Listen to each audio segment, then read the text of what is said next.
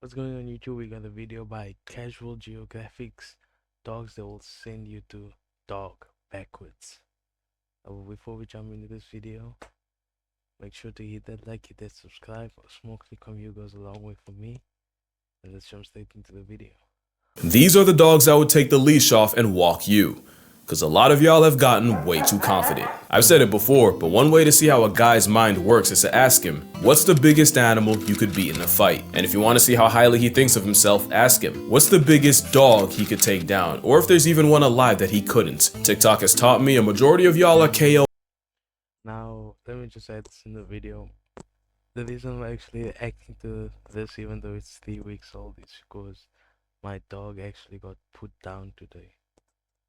So I decided I'm gonna do some reaction video regarding dogs, and I haven't watched this video yet, so it was perfect timing.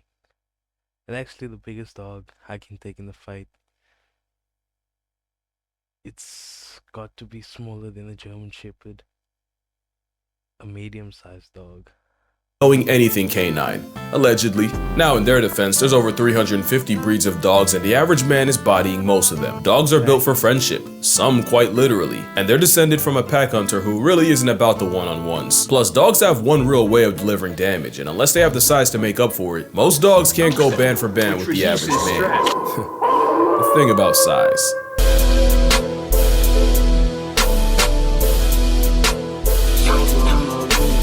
Some canines are big enough to take you off the registry. Once dogs hit that 140 to 150 pound range, they go from a loud inconvenience to something whose free will could potentially put you in a dirt motel. Bigger than that, and you got the kind of dog where every breath you take is by his blessing. Real quick, this isn't to demonize any breed or inspire you to test your luck against your dog. And also, don't take this too seriously. I know Fantasy Fight Club loves hills to die on. But first we got the Kangal Shepherd is a Turkish Fido flex bred as a livestock guardian dog against jackals, wolves, and bears. Males on average get from 110 to 150 pounds, but ask around. Someone will. This looks like if a African wild dog mixed with a German Shepherd. Tell you about their 180 pound attitude adjustment. An important distinction is that these aren't herding dogs, they're guarding dogs. The canine insurance policy pretty much are part of the herd, and any predators that flock around very quickly find out. Kangals will defend theirs in any situation, and while the cellmate of Cerberus prefers intimidation, they'll catch a clean body if it gets there. The catch is, since Kangals are built to defend the defenseless, they're unironically really good with children. But with a temper more trigger-happy than the state of Texas, nothing steps to a member of a Kangal's herd without getting read in an obituary. Apparently, some Kangals have snapped at their owners for getting too close to their own sheep. With Kangals having the strongest bite of any dog at an alleged 743 pounds per square inch, a snap from a helicoptering horsehound hits much different. Oh, look at that. You see that hand by his mouth? It's basically this entire piece here is just that large canine. Damn. They're so protective, they even protect some of the predators they were hired against. In Namibia, ranchers and cheetahs share an area code, and in a world where a dead cow can set your entire family back, many cheetahs become chalk outlines in the name of asset protection. But having Kangals and Anatolians on site, which as far as I understand are Americanized Kangals, the cheetahs get run off by canine conflict resolution before the ranchers have to reach for a permanent solution. The Kangal option actually reduced cheetah trappings and killings by 80%, and in some places they're providing the same deterrent service to wolves. So all in all, they're still a good dog, just not for everyone. And not just because they need space, experience, and most importantly, a purpose. That's another thing about larger breeds of dog. They need a wider space in order to run off all that energy. Otherwise, they get really violent when they are in close spaces. Need discipline, because gentle parenting means Turkish Tank rips your arm out of the socket the first time he sees a squirrel. This fluffy boulder would send you back to the mountains they spawned from. Forged in the mountains of Caucasus, the Caucasian Shepherd is also called the Russian Bear Dog, even though they're not Russian. We're back, bit. And you're liable for a lecture if you call them that in front of the wrong person. They also weren't bred to hunt bears. They're also livestock life insurance. It's just that calorie blocking a bear might just come with a job description. The blow-dry Tasmanian Devil comes in two forms, the longer coated mountain type and the shorter coated steppe version. The mountain brand are the big boys and usually the ones that can get to over 200 pounds. And I promise Like, have you guys ever seen those animated dogs that are in the mountains with that keg around their necks? They might have something inside. Like, I know Promise you you, guys you know are what I'm not talking choking about. out a Wolverine on creatine with war experience. The dog, also called the ovcharka, was used in World War II as Soviet Union guards that would gatekeep Soviet gulags. So they might not send you there, but they'll keep you in its custody. So even though they didn't originate in Russia, before the Soviet Union developed an atomic bomb, they mobilized a furry nuke in the form of Fido. Also, a good amount would patrol the Berlin Wall, and after the wall came down and the dogs were adopted out, many of the veterans would suddenly remember their orders whenever near the past tense wall and would robotically walk in obedience to a wall that wasn't there. So yeah, folks messed around and created an absolute unit of a sleeper agent, and it isn't until you have about 200 pounds of dog resisting your will that you realize what the amounts of Caucasus were cooking. Like, look at that. Can you imagine trying to run away from a gulag and this thing just jumps on your back and starts chomping? Harr! There's a reason this domesticated bear is used in Russian prisons. Imagine packs of ovcharkas roaming the city of Berlin at the expense of anyone unlucky enough to run into them. Well, you don't need imagination. For one of the dogs next, it's a reality. This dog is legendary. I don't think people have not heard of the Cane Corso. This is honestly the first place my mind went after hearing about the man versus dog debate. You tell him to sit, he looks at you like this. What is your next move? Daikujo decides to climb on your couch where he knows he's not allowed. What is your vehicle of retribution? I pray it's not a rolled up newspaper. He gonna make you a small section of the next one. Latin is like a linguistic black light that tells the full story of a word, and when you shine it on Cane Corso, canis is dog, and corso or cohors refers to guard, specifically a military guard dog. Corsos, or actually corsai, are kind of the guard dog, and they're descended from ancient Roman war dogs known as Canis pugnax. For corsai, the Italian mastiff would attack enemy lines in battle with buckets of flaming, scalding hot oil strapped to their backs. Fun fact, in my culture, cani is the name of a spice you put on dishes, and to me it's all good, but to someone who's never had it before or doesn't know how to handle it, it can be an overseasoned assault on the senses. Same story with the uber black of dogs. Handle them wrong and they're a one-way trip straight to Valhalla. And with many over Like, even though they look so scary, this dog looks so beautiful, I'm not gonna lie. Pitch black fur, no spots, just pure black. Really beautiful. 120 pounds, I do believe every conscious breath you take is with their consent. Again, they're guard dogs that protect their pack, and within it, they're docile family dogs that you can trust with the kids. But the same dog that can tear a wild boar in half like a phone book would absolutely turn you into coffin fodder in a fight. This might be the most underrated dog out here. First time I saw one, I genuinely thought it was a customized cane, and while they look similar at up to and often over 140 pounds, the Bressa Canario somehow tankier than the canine Italian stallion. Is it just me or does the face kinda remind me of a pit bull? Or is that just me? Don't get it twisted, the Spanish Mastiff off the Canary Islands is 404ing most men. They just might have been brought over by Spanish conquistadors, and they were admired for their intelligence, toughness, and like a fitted sheet they won't fold. But they were also bred specifically to exterminate wild or stray dogs. And that's something I'm gonna touch on later, because LGDs like ovcharkas, they're not meant to murk predators. Just discourage them. They bred the Presa Canario to erase other dogs. That's basically a canine assassin. The hired gun was also a reoccurring character in dogfighting rings, even after it was criminalized. Because of this, the pride of the Canary Islands almost went extinct in the 60s. Luckily, a breed society, Club Español de Presa Canario, was formed, and they came I've never liked seeing those illegal dog fights, even in like movies and things where they force dogs into fights. I just think it's horrible. Like these, if they some can be rehabilitated, put into our homes, even after experiencing the trauma of being put in fights, it's just not right to do that to such loving animals who operate to protect it.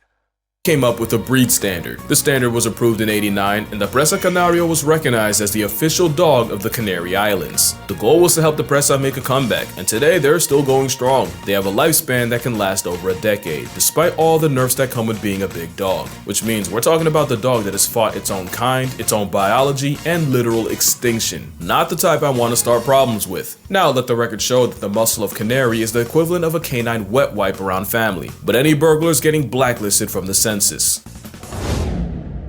Once upon a time, a zoo in Now I think this dog is so beautiful. Like it legit reminds me of lions. China caught heat for trying to pass off a dog as an African lion. Oh, it didn't last long and they were for sure wrong, but when you squint at a Tibetan Mastiff, you see the inspiration. I mean, just look at that. I don't know if they evolved to scare after seeing lions, but that's crazy. Like someone with poor vision would think lion. This wolfie mammoth is one of the oldest dog breeds alive, and they were used to protect Buddhist monasteries and Tibetan monks from apex threats like wolves, bears, But now, but thinking about it, Tibet, that's northern India-ish, Nepal, Tibet, very mountainous region, snows a lot. It's right around Mount Everest. Cold, tigers, bears, all those nasty things that will just kill a human. and snow leopards. Traditionally, the hound of the Himalayas would sleep all day and patrol the villages at night, so if you take in a Tibetan Mastiff, you may find their habits nocturnal. They're built different. I'm talking genetically sequenced abnormally. Back in the day, Tibetan Mastiffs were bred with Tibetan wolves because the dogs have a special protein that helps red blood cells carry oxygen 50% more efficiently. This mutation does not appear in other dogs, but you do see it in the Tibetan subspecies of gray wolf, which is why the sentient That could also be because of the elevated climate which they eat. So in order to be that up high, you need to be able to take more air in. Basically, yes. Like think of it as gigantification, maybe. Evolution's a strange thing. hair salon pile can survive such a high altitude. It's not hard to see how a full-grown literal Clifford can send wolves running. And that's what I wanted to mention. These are guardian dogs, not attack dogs. They don't want you dead, necessarily. Just gone. They're not out here looking for smoke, and if you have one, you'll find that the most dangerous thing about them is the constant slobbering can be a slip hazard. But there's a catch. The Tibetan Mastiff wasn't just insurance, they were a status symbol, especially in China. One named Big Splash sold for $1.5 million, so they can ruin you physically and financially. The problem is, like all fads, the TM hype faded fast, and the outcome was more abandoned Mastiffs than anyone knew what to do with. Except the dogs. The Tibetan persuasion started forming feral packs where they've killed livestock, hunted native Baral sheep, and even attacked ancient enemies like snow leopards, bears, and now even humans. Now we've got thousands of feral Uber dogs roaming the Tibetan plateau, making life air-conditioned hell for snow leopards and putting paws and jaws in any people that happen to cross their paths. It's basically what happened to pigeons in America, but I've never seen a pigeon lil bro a wolf. I don't know what's with all the videos of Tibetan Mastiffs and wolves in the same place, but I have not seen one where the dog doesn't completely bully the albeit smaller Asian wolves. And speaking of wolves, at least the wild ones are afraid of humans. We genetically engineered a weapon of mass destruction. And it's completely our fault. Mastiffs in general are a canine flex. They'll have you mad stiff. As in rigor mortis, the bull mastiff looks Honestly, casual Geographic would be a rapper. like a sweetheart that could genuinely bench press your family. The Neapolitan Mastiff was literally built on honey badger principles. Loose skin, Damn, they look like a bull sack. bench press your family. The Neapolitan Mastiff was literally built You can't tell me that don't look like what I just said. on honey badger principles. Loose skin so that even when clamped, they can always turn around and face their problems. But it also makes them look like a victimized pizza pie, cheese sliding right off. But we can't forget the English Mastiff, one of the few dogs that could successfully maul a wolf. For reference, the beast from Sandlot was an English Mastiff, and the record for the heaviest dog is held by Ika Mazorba, an English Stiffy weighing 343 pounds. And of course, we can't forget my favorite Mastiff, and honestly dog, the Rottweiler. This Rizzohund is an easy attitude adjustment for any man that thinks he can whoop any dog. But one dog you would absolutely get worked by is... Ooh. No, no, no, no, no. South African baubles. Nah, I don't think you guys understand just how big these dogs get. Like here in South Africa, I've seen baubles, giant dogs, and mostly on farmlands, they were used to protect against basically everything. Everything. They protect against everything. But they can be domesticated for homes and not just farms. The boar bull is a massive 200-pound vibe check of a pet. They were bred as a South African farm dog to protect the home against threats like leopards and even baboons. Ironically, it's the baboons I'm impressed by. You see, there's a lot of stories about this farmer dog, aura, as the kids say. There's one story of a boar bull life-depriving 4 leopards in a row before losing to a 5th. Another story goes like this. The king of Albania gifted Alexander the Great a massive boar bull, but when Alex tried to get the dog to hunt, the dog seemingly refused, so Mr. Macedon did the sensible thing and murked the dog for insolence. Until the king said the dog wasn't lazy, just bored, and that these dogs were meant to hunt big game, like elephant big. So apparently they sent a replacement, and this boar bull won Alexander over after breaking a lion's back and forcing an elephant off a cliff. Do I believe it? Absolutely not, but it helps my narrative if I pretend I do. What is true is the same boar bull that squares up with big cats and baboons also has the personality of a weighted blanket, unless you threaten their family, in which case they'll put you in an ashtray. They're basically a guard dog that Like like the story, actual happenings of where boar bulls killed people that were trying to break into other people's property. Especially when there's more than one. And I don't know if boar bulls have lockjaw, but I know once they grip, I don't think I've seen them let go. got promoted and invited out to hunts, which is actually the opposite of. The Rhodesian Ridgeback might seem like a token pick, but hear me out. They're the inverse of boar bulls. They were so good at hunting, they eventually got promoted to guards. With a max weight of like 120 pounds, the Ridgeback is the lightest dog in this video. They get the nod because they were used to hunt lions, along with the usual suspects like wild pigs and baboons. Now I should probably explain, when I say hunt lions, I don't mean these dogs are out here giving Simba the belt to butt. There isn't a dog alive that can beat a lion. No dog exists that can 1v1 a bear, and pretty much all would get folded by a full-grown all-American Northwestern wolf. By hunting, really the Rhodesian Ridgebacks would bay the lions, not straight up attack them, but harass them, applying constant pressure until eventually the hunters showed up. The best way I can explain it is these wolves mobbing a black bear and basically escorting him away from their pups hidden in the grass. Rhodesians more so keep the lion in one place, which is arguably just as impressive. It takes a lot of intelligence to pin a predator 5 times your size, and yeah, Ridgebacks are creepily smart. Ask around, some will even say they're human. And that's a level of intelligence I'm not trying to deal with. One thing I do love is a dog that went against literal lions is also mad sensitive. They do not respond well to harshness, and you unironically have to watch how you talk to them because they will take it personally. They're basically gifted teenagers. They're not for the discipline, so you better keep it positive. You know, I Couldn't be left out. almost forgot to mention the Dogo Argentino. A mistake that would have been. Basically, a teenager in the 1920s unlocked free will and decided to create the best possible hunter dog. He took traits like the scent tracking of a pointer, the height of a Great Dane, the Pyrenean Mastiff's calm temperament, and the boxer's overall athleticism, and crossbred them with the now extinct Cordoba fighting dog. Eventually, he created an Argentinian Mastiff, and to prove its strength, he pitted his dog against a wild boar and a mountain lion, gladiator style. Only the dog made it out. And I wouldn't even believe that if it wasn't for the story of Morocho, the Dogo Argentino, allegedly killing a puma to save his 2 human girls. Allegedly, because I'm not entirely sure it's true. I still can't see one soloing a healthy mountain lion, but the narrative has been set.